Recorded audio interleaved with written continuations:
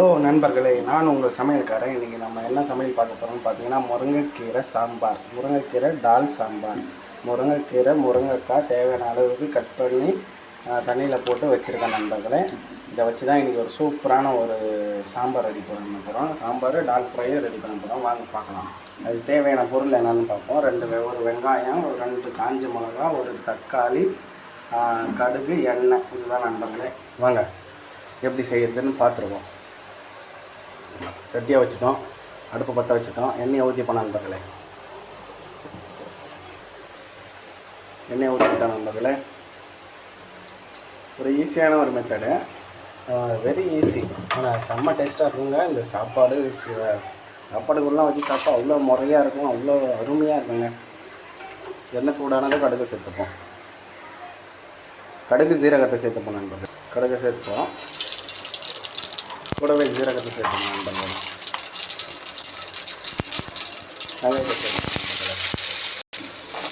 வெங்காயத்தை சேர்த்துக்கிட்டோம் நண்பர்களே. காஞ்ச மிளகாவும் சேர்த்துப்போம். நல்லா ரோஸ்ட் பண்ணி விட்டுக்கலாம் நண்பர்களே. அப்போ தான் நல்லா பக்குவத்துக்கு வரும், அந்த டேஸ்ட்டுக்கு வரும். சரிங்களா? ஆனியன் நல்லா ரோஸ்ட் ஆகிடுச்சு நண்பர்களே. இது கூடவே நம்ம வெட்டி வச்சுருக்கிற தக்காளியும் சேர்த்துப்போம். சரிங்களா?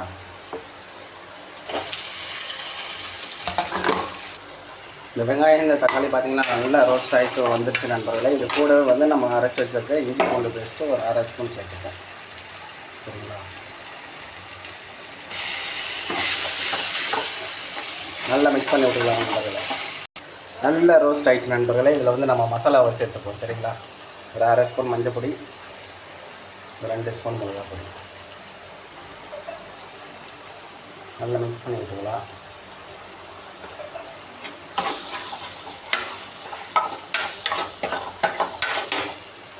பார்த்திங்கன்னா நம்ம மசாலா பொடியை சேர்த்துட்டோம், நல்லா மிக்ஸ் பண்ணிட்டோம். மிக்ஸ் பண்ணிவிட்டு இதில் நம்ம டால் சேர்த்துப்போம் நண்பர்களே. பார்த்திங்கன்னா டால் நண்பர்களே, நம்ம பருப்பு குக்கரில் போட்டு 3 விசில் விட்டு நல்லா வேக வச்சு எடுத்துருக்கோம். இப்போ இது நம்ம மசாலாவில் சேர்த்துப்போம்.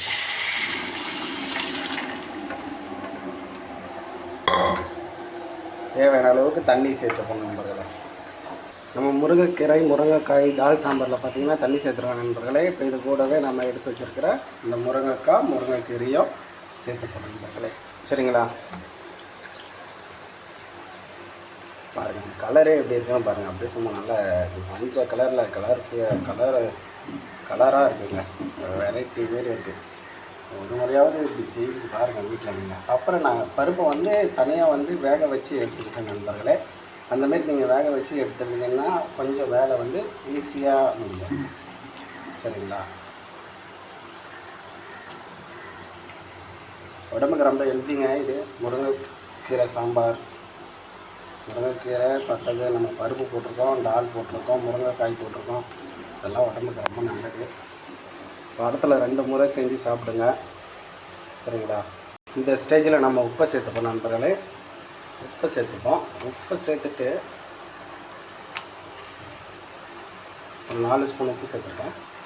உப்பு சேர்த்து விட்டுட்டு மூடியை போட்டு விட்டுருவோம். மூடியை போட்டு விட்டுட்டு அதுக்கப்புறம் ஒரு 10 நிமிஷம் கொதிக்கிட்டோம். கொதிச்சதுக்கப்புறம் ஆஃப் பண்ணி இறக்கிடுவோம் நண்பர்களே.